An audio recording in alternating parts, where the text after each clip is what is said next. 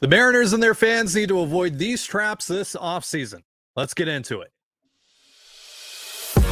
You are Locked On Mariners, your daily Seattle Mariners podcast, part of the Locked On Podcast Network, your team every day.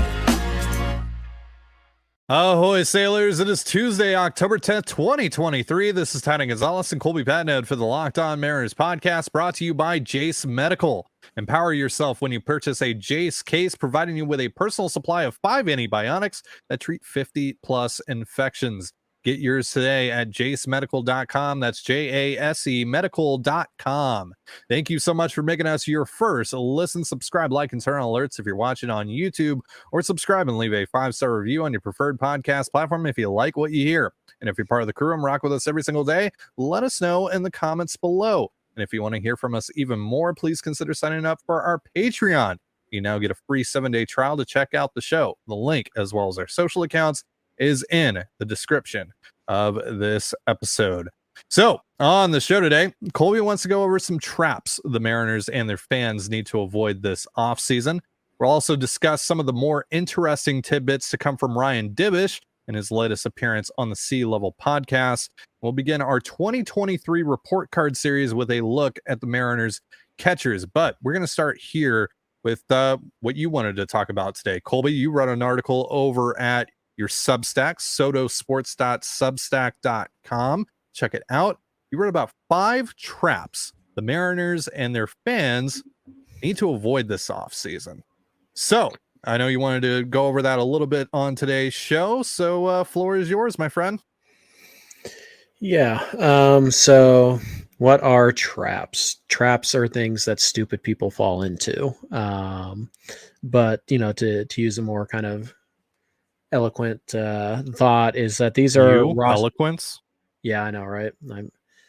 Hey, watch your mouth. I am affable and true. Eloquent. Yeah, that's it. No, I'm affable and eloquent. That's the new shirt. Sure, there you go. But no, basically these are roster construction fallacies or thoughts that people have that sound okay and in certain cases would be okay, but they're really not for the upcoming Mariners. And I've given each of them a name, but this is more to just kind of highlight a player who falls into this trap. So I'm not poking fun at the players. It just happens to be the guy who I think of when I think of this trap. So first up, we have what I call the Ryan Bliss trap or the Bliss trap. This one's pretty simple. It's the basic idea that you can't sign player X because you need to leave at-bats available for this unproven player. In this case, Ryan Bliss. So the idea like, oh, well, you shouldn't sign Whit Merrifield. This is just an example because you need to get Ryan Bliss at-bats. No, you don't. You absolutely don't. Guys like Bliss should earn every at-bat they get at the big leagues this upcoming year. And so you're not in that mode anymore. In 2019, fine. We could have that conversation. 2020, 2021, we could have that conversation even. But now you're in a period where no, you don't save at bats for prospects.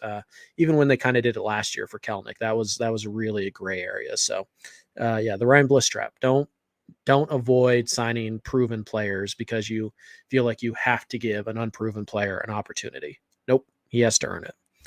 So that's the Bliss trap.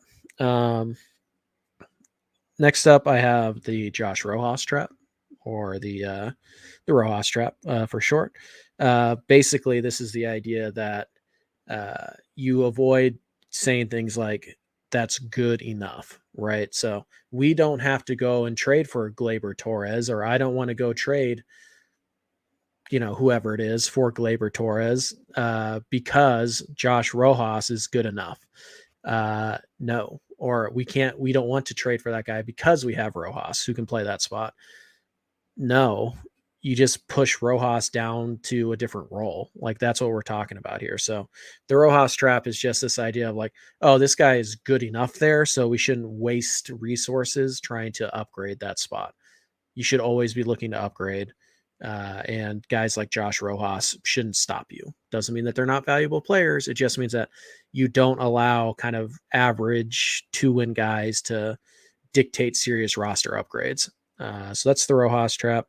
Up next is the Ty France trap or the Eugenio Suarez trap. You can pick. This one is just the basic idea that we can't assume that a player coming off of a bad year is going to rebound. You can't build your team around it, your offseason around it. It doesn't mean that these guys can't be a part of the solution to the problem that they created, but it does mean that you have to kind of protect yourself. From the idea that maybe these guys just aren't good anymore. You have to allow for that to be possible as you attack the offseason. So don't go into this winter and be like, well, we don't need to address first base in some capacity because Ty France will definitely bounce back. Nope.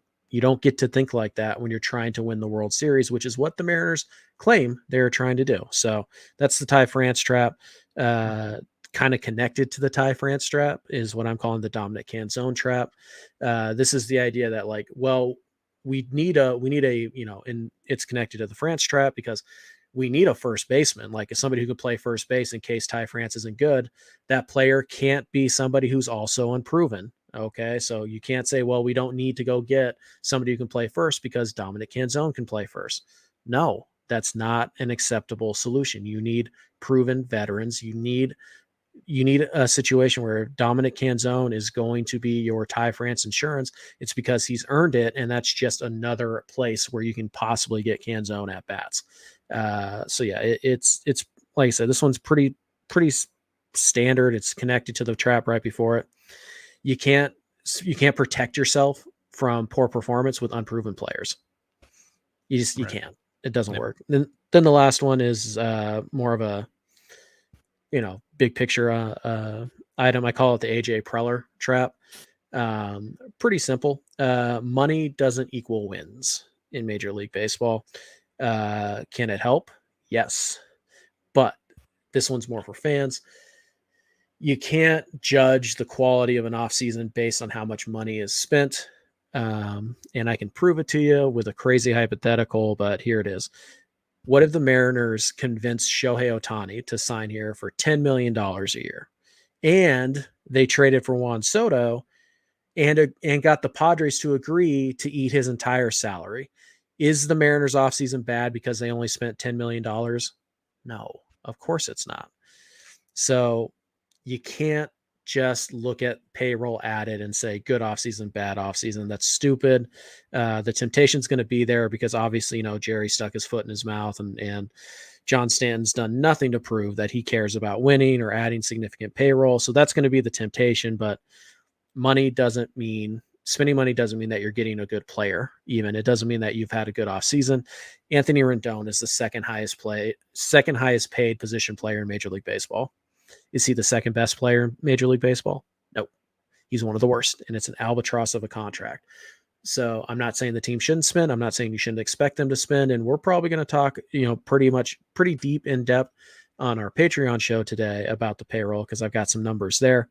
Mm-hmm. But just remember, it's not just about they need to hit X number to have a good offseason. They need to spend, $100 million for it to be considered a good offseason. Get good players. Worry about how they fit your team. Don't just throw bad money after good to just kind of try and build a super roster. If the pieces don't fit together, if they don't work together, you're going to end up like the San Diego Padres, and Jerry DiPoto is going to end up like AJ Preller. So those are the traps. You have the Bliss trap, the Rojas trap, the France trap, the Canzone trap, and the AJ Preller trap. So keep those in mind as you tinker with your offseason plans and whatnot. And if you guys want to read the full article, we'll have a link in the description of this episode, and be sure to subscribe to Colby's Substack over at sotosports.substack.com. And speaking of Substack, over at the C-Level Substack with Ben Ranieri, who you guys know, Ben's hopped on the show a couple times. He had Ryan Divish on his show, and Divish had a couple of interesting things to say. So we're going to go over that in just a moment. But first, a reminder, this episode of the Locked On Mariners podcast is brought to you by Jace Medical. Modern medical care and treatment are important, but our global supply chains are fragile. Things like pandemics, natural disasters, and foreign travel may cut you off from the treatment you need. Jace Medical is your solution for that. Just fill out our online form, and one of our board-certified physicians will review it to determine whether medications are safe and appropriate. Then they will send your prescriptions to one of our partner pharmacies where your Jace order will be filled and mailed directly to your home. Everyone should feel empowered to care for themselves and their loved ones during the unexpected. That's why Jace Medical offers the Jace Case. Save more than $360 by getting these life-saving antibiotics with Jace Medical, plus an additional $20 off by using the promo code LOCKEDON at checkout on jacemedical.com. That's JASE medical.com. And you're listening to the Locked On Mariners podcast. Thank you again for making us your first listen. So, friend of the show, Ben Ranieri, over on his Substack, is going to have Ryan Divish of the Seattle Times on his show once a month, and released the first episode of that series this morning, in which he talked to Ryan about the press conference that we've gone over and over and over and over again on the show. We won't rehash that, and we're not going to talk about Divish's thoughts on that. You can listen to the show if you want to hear that. But he had some interesting things to say about Eugenio Suarez and Ryan Bliss and Dom Canzone, et cetera, et cetera, et cetera. So we're going to go over that a little bit. I don't want to give everything away because, you know, out of respect to Ben and his Substack and his paywall.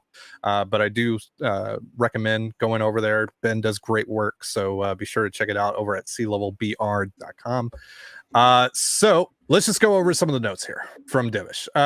So one of the first interesting things that he said is that he heard that Eugenio Suarez showed up to camp a little heavy, and that the World Baseball Classic threw off his preparation, though despite that, he thinks he'll be back in 2024, mostly because there aren't that many avenues to go and replace him. He doesn't know if Ty France will return, and believes Ty is unsure of that as well.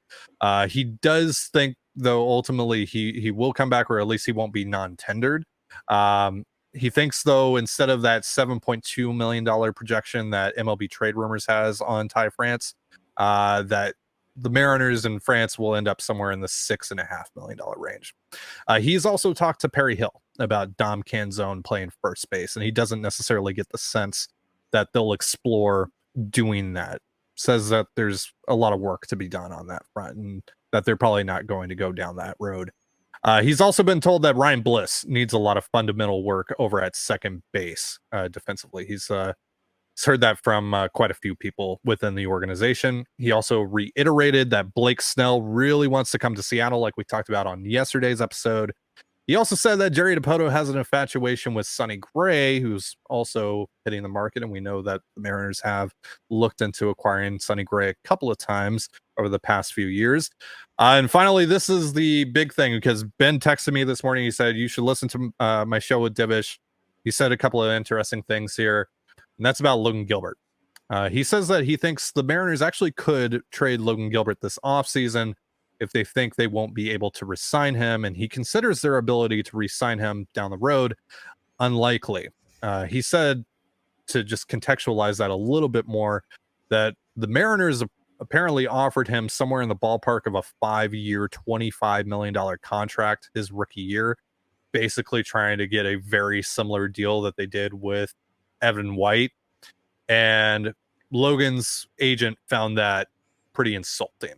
So maybe there's a little bit of a rift between Logan Gilbert's camp and the Mariners organization. Who knows? Colby, anything stand out to you from what I just listed? Well, the Gilbert thing's probably the one that most people will be interested in.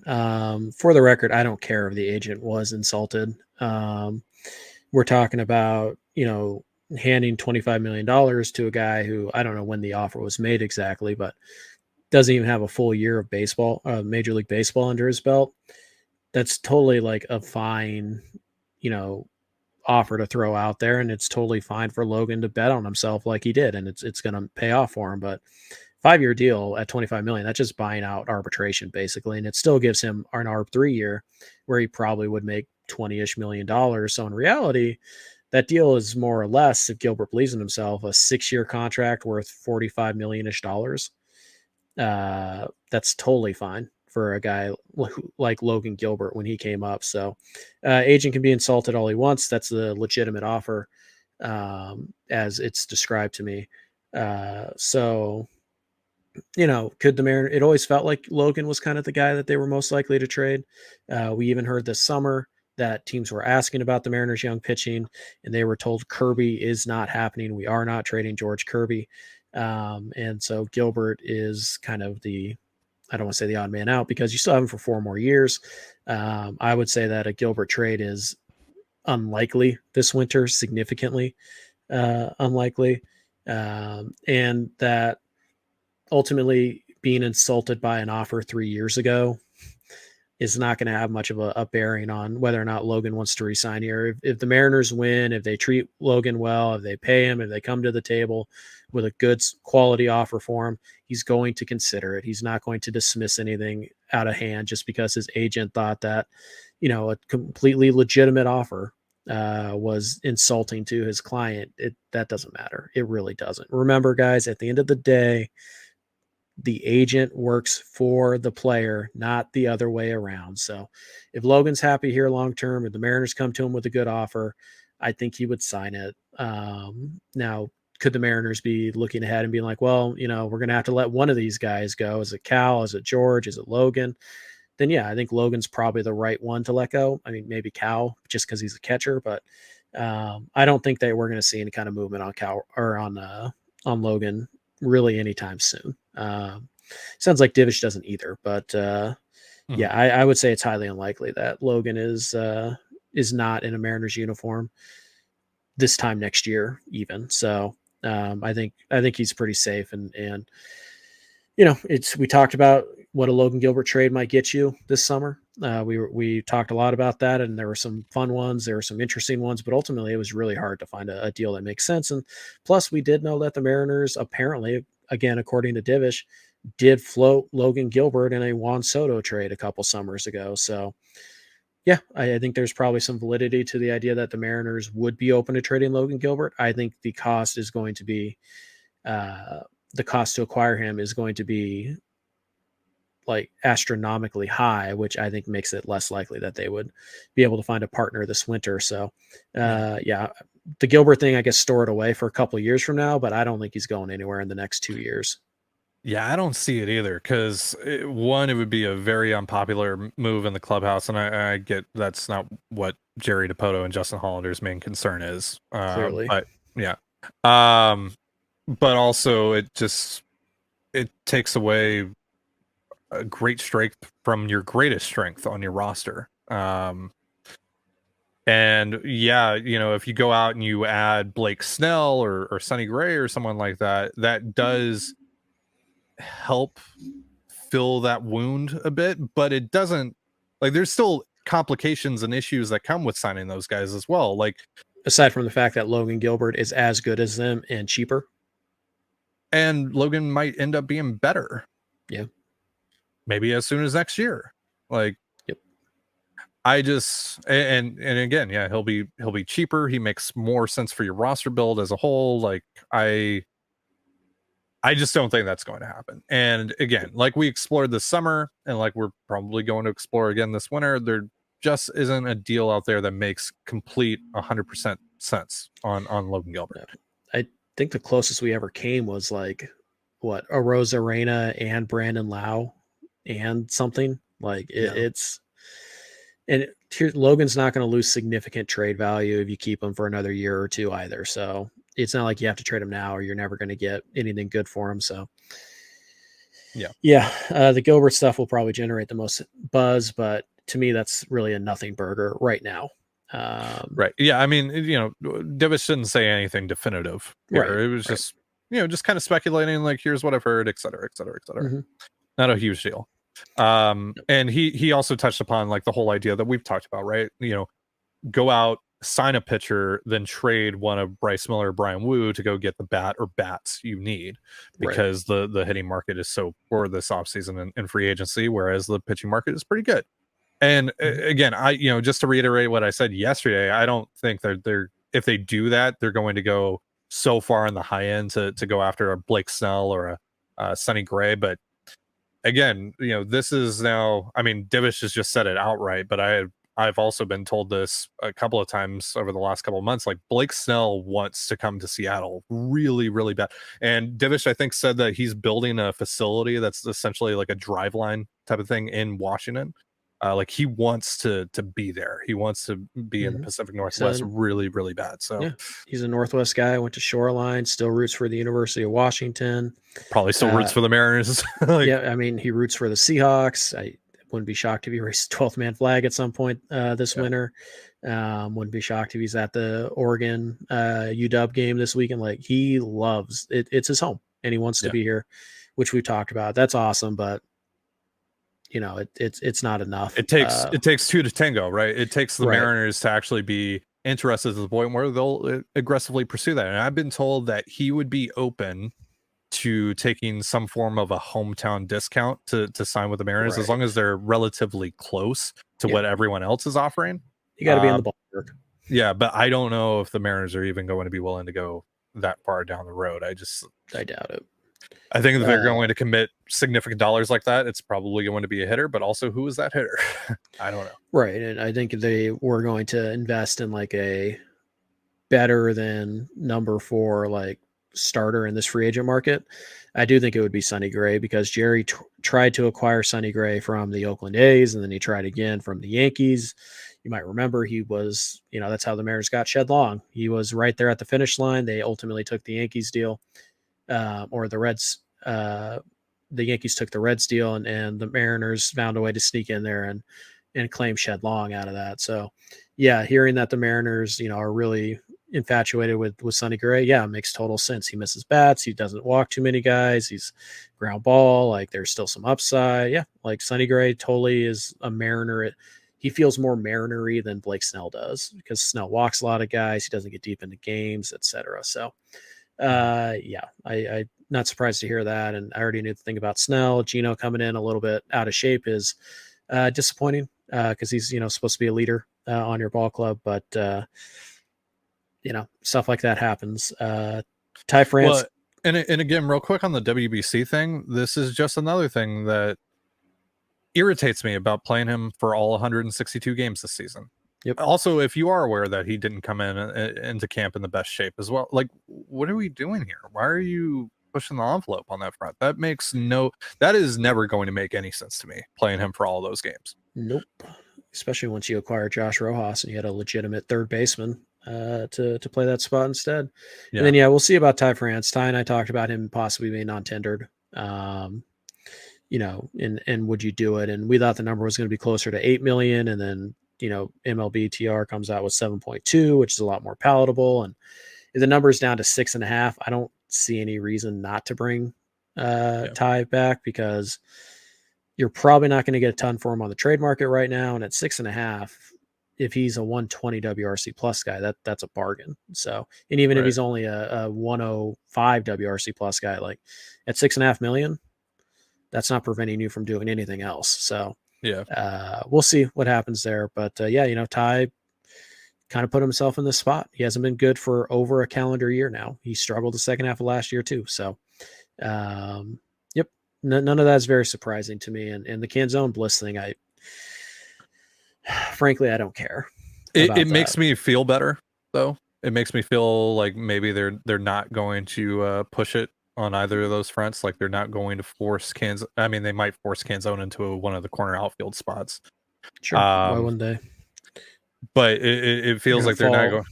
They're going to fall into the Ryan Bliss trap with Dominic Canzone, right? But not the Dominic Canzone trap with Dominic Canzone. So there you go.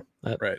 But yeah, and then the Bliss stuff. I mean, like if he needs work defensively, then they obviously don't have to add him to the 40-man. So that makes me feel like they're probably not going to force him as their starting second baseman, or force him onto the 26-man in general. No, and he's a really good athlete too. So like I'm not concerned about that long term either. No, yeah, of course. All right, so we are going to start our report card series. We're going to hand out some report cards for most of the 2023 Mariners over the next few episodes, and we're going to start with the catchers. Primarily Cal Raleigh and Tom Murphy in just a moment. But first, a reminder, this episode of the Locked On Mariners podcast is brought to you by FanDuel. October baseball is back, folks, and you can make your postseason debut with FanDuel, America's #1 sportsbook. Join FanDuel today, and you'll get started with $200 in bonus bets guaranteed when you place your first $5 bet. Just visit FanDuel.com/lockedon, that's LOCKDON, to create your new account. And you can get in on the action from the first pitch until the final out. Bet on everything from strikeouts to home runs to who will win the game. And if you don't want to wait the whole game to get a win, predict what will happen in the next at bat with quick bets. So head on over to FanDuel.com/lockedon right now. Step up to the plate this postseason with $200 in bonus bets guaranteed. Make every moment more with FanDuel, official sports betting partner of Major League Baseball. And you're listening to the Locked On Mariners podcast. Thank you again for making us your first listen. So as I just went over, we are going to be starting our report card series now. We're going to be handing out report cards to most of the 2023 Mariners, not all of them. There are just some guys that it's just not worth going down that road, but most of them. We're going to start with the catchers. We're going to start with Cal Raleigh and Tom Murphy. So I don't know if you want to do these individually. I don't know if you want to do them as a group. But Colby, overall, what did you think of the Mariners catching situation in 2023? Overall, one of the best in baseball. So hard to be super critical of that. There are some, things that each individual player needs to work on, but the Mariners catching spot, not a consistent problem for this ball club, which, is honestly more than you can say for most of this team. So it was totally rock solid. It was one of the strengths of this team. So overall, Mariners catching was not a problem for the 2023 squad. Yeah, and you look at Cal specifically, he took a step forward this year, especially offensively. He raised his batting average quite significantly, got on base more, lowered his K rate by a couple percent, hit 30 bombs. I mean, not many catchers are doing that, especially guys that can hit from both sides of the plate. And defensively, especially towards the end of the season, Cal was kind of popping off defensively, especially in the caught stealing department. Now, controlling the run game as a whole was a pretty big issue for the Mariners catchers this season. Again, it's been an issue for them for the last couple of years. Tom Murphy allowed 27 stolen bases. He only caught one steal attempt. Raleigh, again, like the second half and more specifically like the last 6 weeks of the season, it's doing the heavy lifting here, but he allowed 78 stolen bases. He caught 27. On the whole, that unit needs to be better in future years. But again, hopefully what we saw over the last 6 weeks of the season from Raleigh is a sign, a step in the right direction defensively, because again, that's such a crucial area that they've really struggled with over the last few years. So, Murphy is hitting free agency this offseason, and he was great offensively for the most part, but another injury that forced him to miss the rest of the year. He continues to get hurt. It's really unfortunate because obviously he's a big part of this clubhouse, and he has been a big part of this thing overall when he has been healthy at times. I mean, he finished the year with a 140 WRC plus. He was one of the best hitting catchers in all of baseball. But given the durability issues, given his issues in controlling the run game, do you think Tom Murphy's going to be back in 2024? I do, mostly because I think his value on the free agent market is taking a pretty serious hit because he once again got hurt.